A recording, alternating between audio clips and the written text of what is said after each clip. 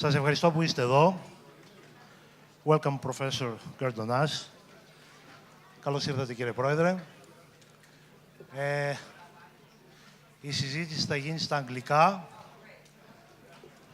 The discussion will be in English, so bear with me. I'm not as fluent as two persons that they were born in English-speaking countries, so if I make any mistakes, excuse me, Professor.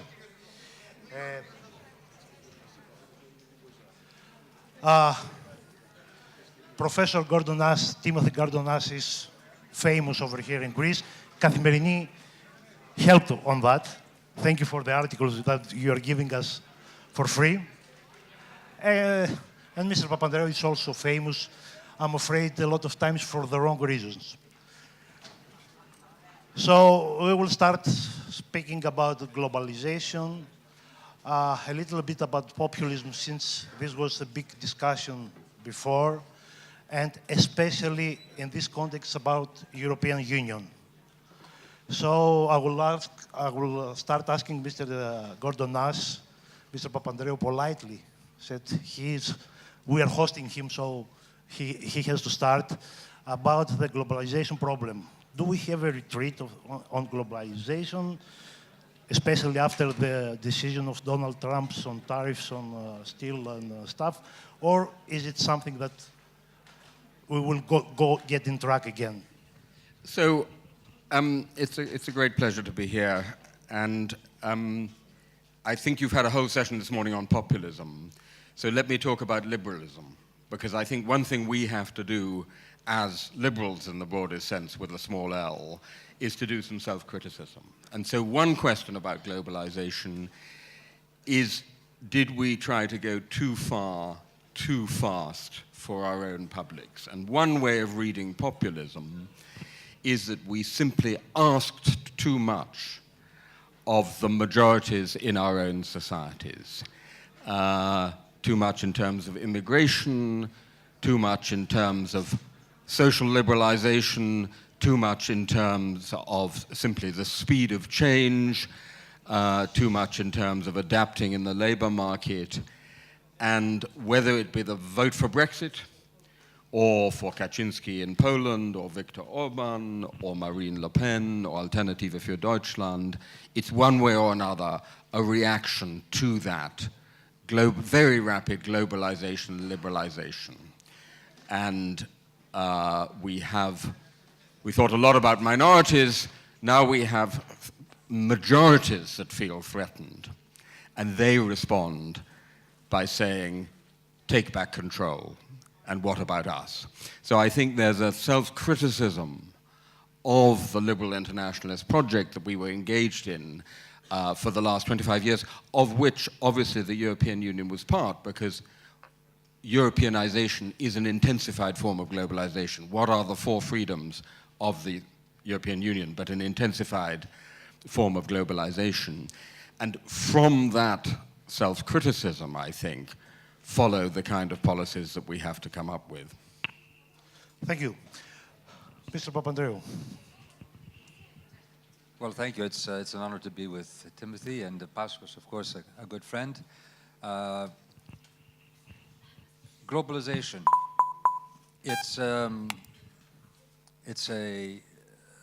We, I think, first of all, too often glorified the idea of globalization without understanding also some of the negative effects of globalization. And I just wanted to mention a few. First of all, globalization was based on a neoliberal model of free markets, but this also undermined what we have had in the developed world, and if we talk about populism and so on, I think we see it much more in the developed world, not only, but it undermined what we had as the social contract. And the social contract were basically an agreement of three parts of our society: the trade unions, the employees, the employers, the government. Well, capital moves anywhere it wants to go to now, and you can go to places where much lower wages, less labor standards, no collective bargaining, even non-existent human rights.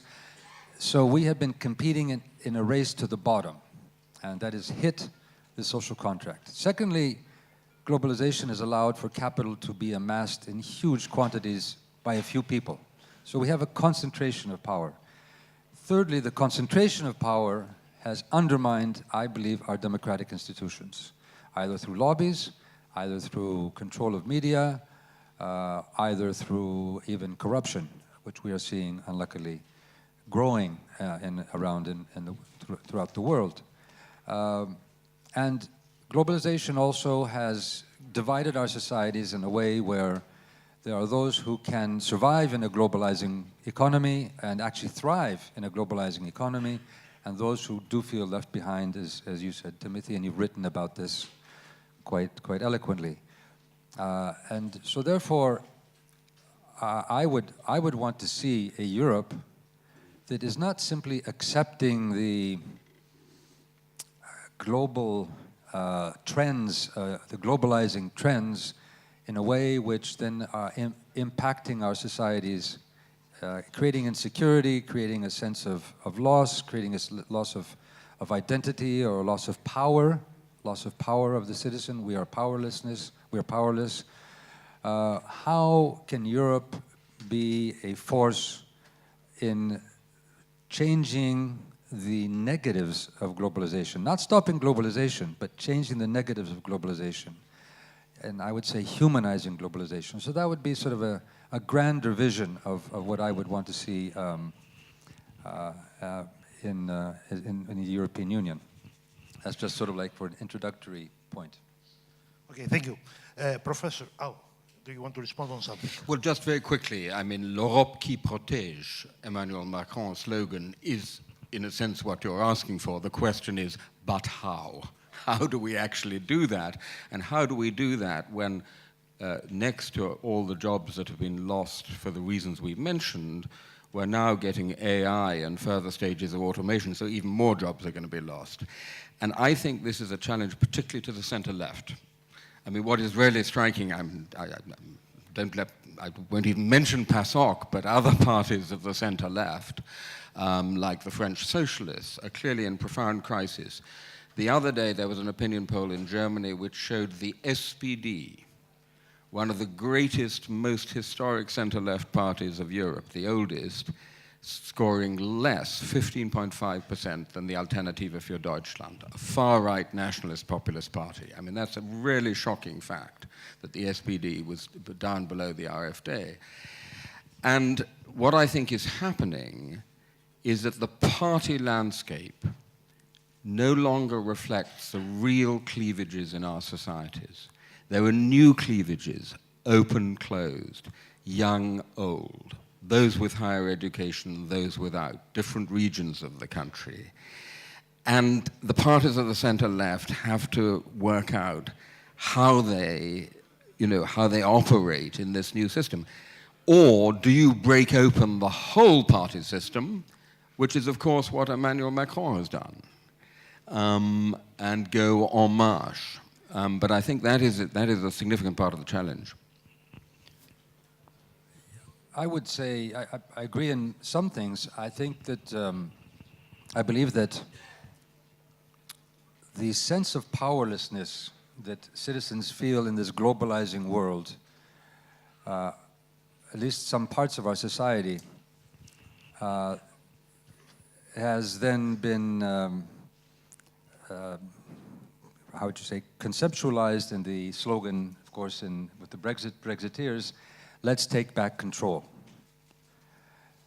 So it became the negatives of globalization have created a backlash with a resurgent nationalism. So let's go back. When you feel insecure, this is almost a human kind of a reaction. It's a knee-jerk reaction. When you feel insecure, when you feel threatened, when you feel there are storms out there, what do? You go close yourself into your home. You close the shutters. You say, let's go back to my tribe. Let's go back to my safe spot. But that is not really taking back control. So it is actually losing control. because if we go back to our nationalisms, we are not going to solve the global problems. We are not going to solve climate change. We're not going to deal with the migratory or refugee issues. We're not going to deal with pandemics. We're not going to deal with financial crises. We're not going to deal with AI or whatever. We're not going to be able to see how. So this isolationism or nationalism, back to this, which has become a populist rhetoric in many, I think has undermined the left, because the left is much more global, not without criticism of global capitalism, but we are much more in solidarity with other people. We are much more, let's work together across borders, let's look for peace. And the right wing, and that's even the moderate right, has taken up this fear-mongering type of slogan. So I would see that if we are talking about the left in Europe, it cannot be the left only in one country, to quote an old leftist called Trotsky. It cannot be a left only in one country. It has to be a common vision of where Europe is going. And I would see the left should have new issues. I mean, old issues as, yes, the welfare system and so on. But, okay, what's going to happen with jobs if we have robotics and artificial intelligence? We have to solve. There are proposals. We have to work on them. People like basic income ideas and so on for everyone. We should take up the issue of climate change and say Europe has to be the forerunner in alternative energy, in renewable energy, in training young people for the new jobs that will come, the new types of societies we will be creating.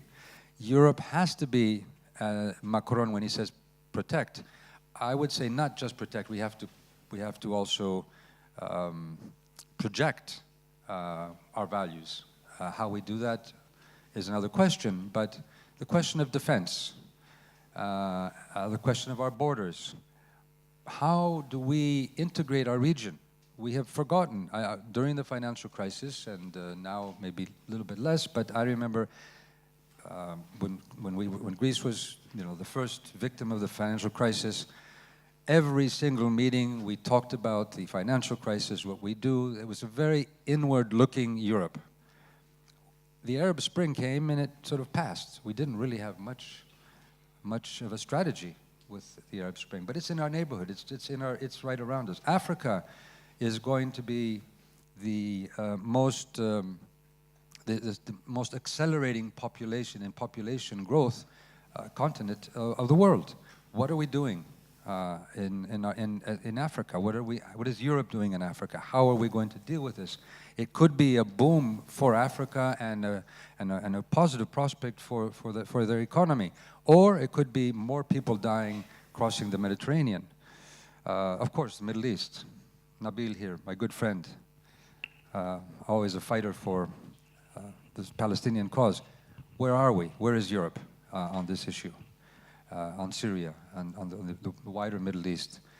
I'm not saying that there are not efforts, but we don't really have much of a strategy. And I think these are the kinds of things that if we can show that Europe is added value and it delivers these values, I think these are the things that can, first of all, bring more confidence to Europe and trust in Europe, but then secondly, also more of a leftist, more of a progressive view. Just add one more thing. Other than the deliverables we can give to thinking about the social contract, thinking about the issues of environment and so on, we also need to see how we democratize Europe. Decisions are being taken too much behind closed doors. We are now seeing, of course, because of this, that the major power, Germany, is taking on a huge responsibility on the one hand, but also creating animosity on the other hand for others. How do we make this project much more a citizens' project? How do we give them a voice? You've written about this, Timothy, the sort of redistribution of privilege or of respect, people feeling the need to be respected. If they had a voice, if people did have a voice in one way or another, and I'm not just talking like in a plebiscitarian way, but in sort of daily more activity, more participation, I think that we would be undermining this easy nationalism and populism. Three comments on that, if I may. First of all, just to finish off on the center-left. It is rather extraordinary that everyone's looking for the regeneration of the center-left, and what we get is Jeremy Corbyn and Bernie Sanders. That's to say, the old hard left of the 1970s, as if there's no... If you think about what happened with West European social democracy post-45, you had the fundamental intellectual rethinking of the analysis of capitalism, John Maynard Keynes. Then you had Beveridge, who turned it into policy proposals for the welfare state. And then you had Clem Attlee and West European Social Democrats who turned it into politics. So there was a three-stage process. And I think, to regenerate the central left in a more fundamental and durable and attractive way, you probably have to go through those three stages, your Keynes, your Beveridge, and then your Willy Brandt. Secondly, on the European Union and what you were saying about the refugee crisis and now Turkey and what's happening, which is so extremely worrying in the Aegean and in the seas around Cyprus. I'm a historian, so let me put a what-if proposition to you. What if, instead of having the two big projects of the European Union after the fall of the Berlin Wall as enlargement and the European Monetary Union, we had had enlargement and making a more effective common foreign and security policy? Wouldn't we all, and I include Greece, and I include Germany, and I include France, and I include Britain, actually be in a much better place today? And if Turkish ships started sailing into disputed waters or Turkish planes, or indeed we might have had a response to the Arab Spring, it was absolutely extraordinary. This is our near abroad. There was no effective European response to the Arab Spring. The result is millions of refugees coming across the Mediterranean.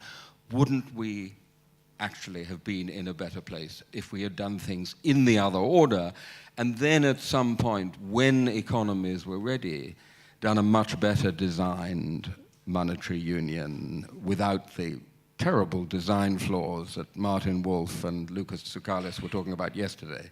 So that's the second point. The third is on European democracy. Here I have a slightly different viewpoint. Democratia. Now, the kratia part of it, actually, we have lots of mechanisms of democratic control in the European Union. On paper, I would argue we don't really have a democratic deficit. The European Parliament now it's directly elected and has very significant powers. The problem is that most people in Europe don't actually feel themselves to be represented by the European Parliament and the people in Brussels. In other words, the problem is the demos rather than the kratia, the system. And you can see this because turnout in each successive election to the European Parliament has gone down and down and down. And we produce these institutional fixes like Spitzenkandidaten, and they make almost no difference at all. And I don't believe further institutional tinkering and directly elected European Commission president or this or that, all fine, but I don't think it'll make much difference.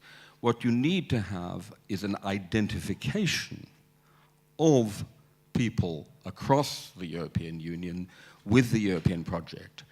And just on that, forgive me some slightly technical terms from political science, but political science distinguishes between procedural legitimacy and performance legitimacy.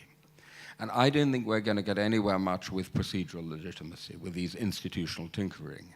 What we need is performance legitimacy. That's to say, people have to believe that the European Union actually delivers clean air and jobs, or if not jobs, then adequate welfare and security, both domestically and in our very dangerous region. So my motto for the next few years for the European Union is no more institutional tinkering, just start delivering. Yes. I will agree and disagree, but I will agree that very much on the delivering that one could say, the sort of output legitimacy. What are we delivering? Are we delivering to our citizens what they need, what they are worried about? So security, I think, is one.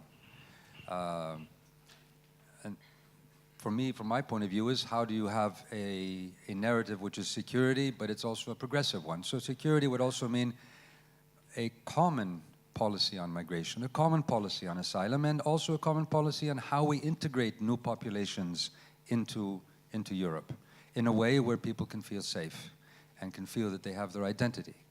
The second one, which you mentioned, I agree very much, is a common defense.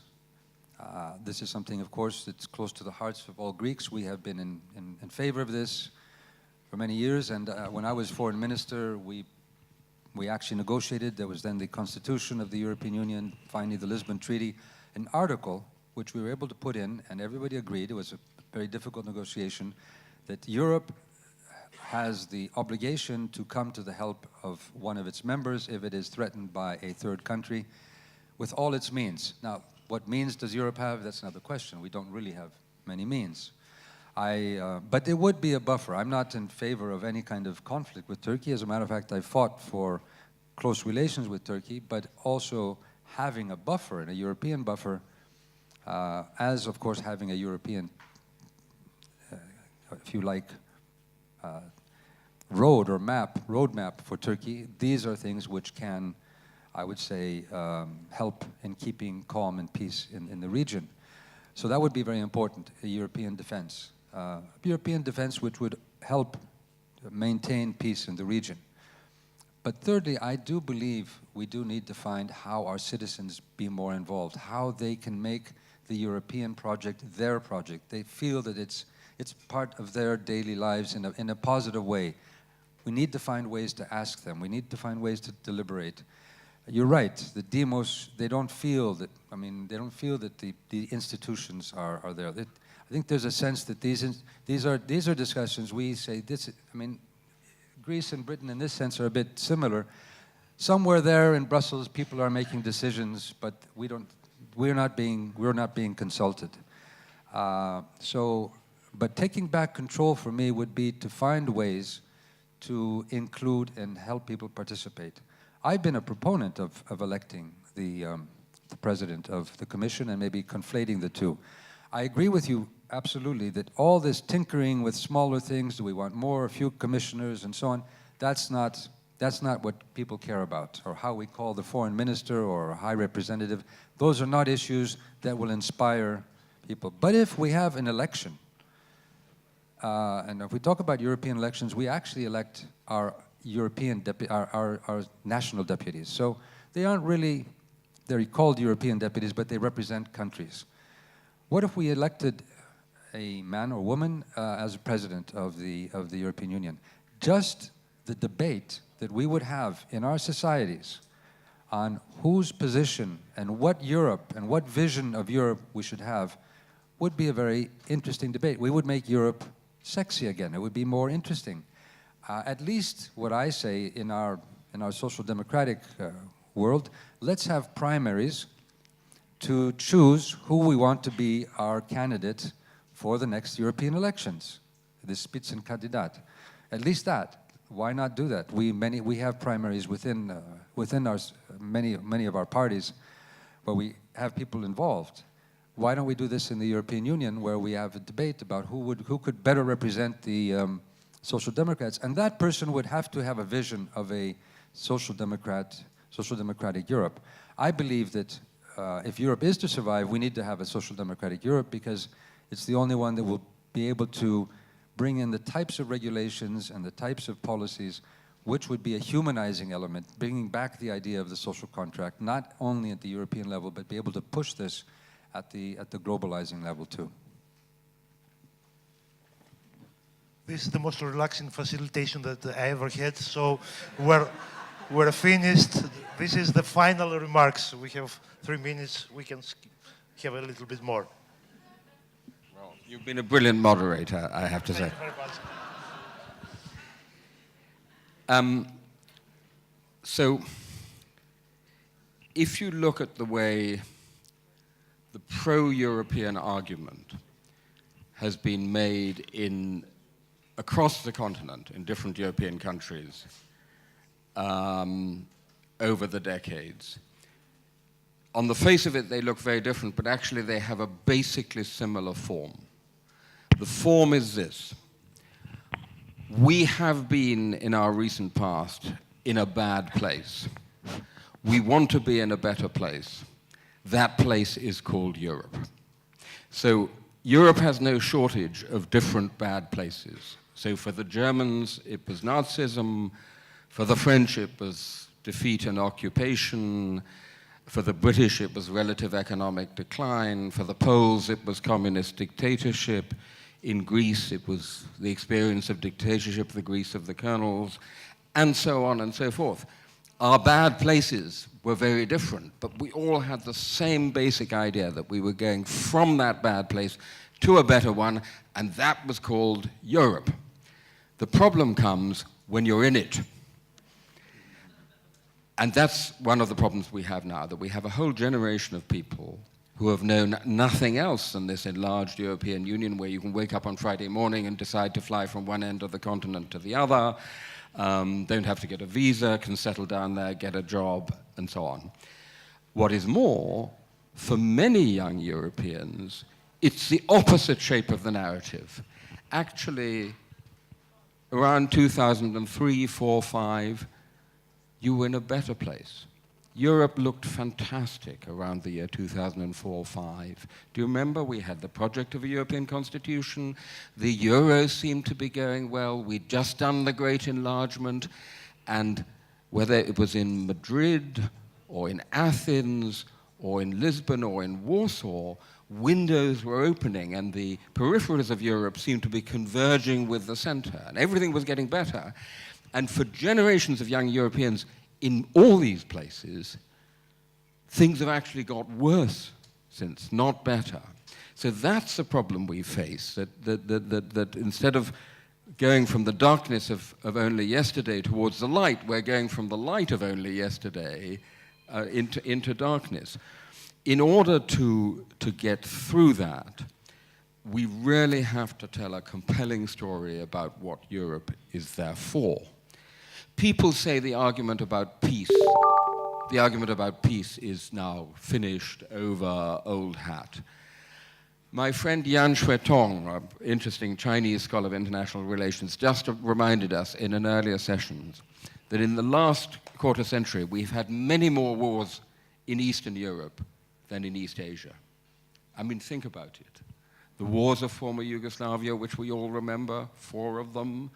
If you include the Caucasus, the war in Chechnya, the war in Ukraine, East Asia has had no wars, Eastern Europe has had many. So the argument that we need the European Union to keep the peace is by no means old hat, but we need something beyond that, and that is, in my view, at least 2 things. Number 1, I said it already, the Europe that will deliver jobs, welfare, the continued freedom to work, study, and travel.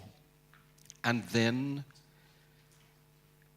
Europe holding its own in a world of emerging giants, holding its own not just against Russia, but against rising China and other emerging great powers. Now the challenge we have is to make that narrative, which is intellectually persuasive, I think everyone in this room can see it intellectually, actually have emotional appeal and traction with ordinary citizens. Because it's one thing if you've got the Red Army in the middle of Berlin, that certainly concentrates the mind on the external threat. But if it's just rather vague notions that China is rising and India is rising, that makes it a little bit more difficult. Maybe Xi Jinping will yet save Europe, but that's certainly what we have to do. Or maybe Trump. I very much agree with you in your concluding remarks, Timothy. Europe has been a peace project, but it's not just in the past. It's not just we've done that, we don't have to think about it. Recently, a good friend of mine, Ivan Krastev, I don't know if he's around here, but he wrote a very interesting article about Western Balkans, and he said, okay, if we don't look at the Western Balkans as Europe and see their prospects, we could be going back to the ethnic conflicts we saw just some years ago, not so far in the past. So the peace project element of Europe is very important. But I agree with you also that it's not enough. We are now in Europe. I don't think that it's Europe that is really well, Europe has to change, but it's not. I think what Europe has to do is, as you said, come to its own in a globalizing world. We were seeing the peace project of Europe as something that was basically amongst ourselves. And I think that has to expand, as we were saying, to the Middle East, be much more active, to Africa, to our eastern neighbors.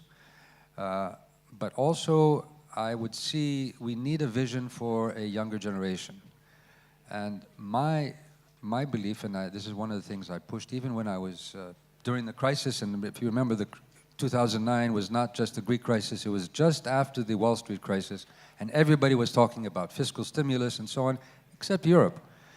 And then we were talking, I was saying, why don't we have a big project of the greening of Europe, of a renewable Europe, where we unite Europe through its infrastructure in telecommunications, in transportation, in energy, but through basically the new technologies, the new developments that we can use for making Europe competitive in this global world, but also in bringing this as a humanizing element around the now well-known Sustainable Development Goals, be sort of the front runner. And this would also mean investment in education and in training and so on, and research in a way which would make us front runners in these areas. So I think if we do have this vision, I think that is something which would be very important. Now we need to find the strength and the courage and the political will to develop this narrative, I believe, amongst our societies in Europe, break down this resurgent nationalism, which is undermining the idea of Europe, and hopefully your ideas and many others we've heard these days will be useful from this forum. So thank you very much. Thank you.